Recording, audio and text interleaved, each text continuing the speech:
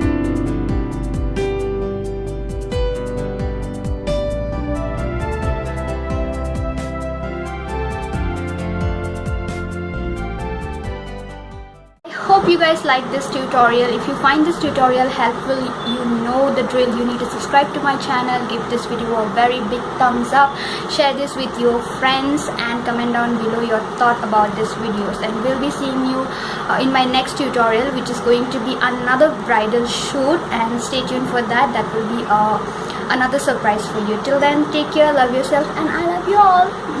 Mwah. Bye.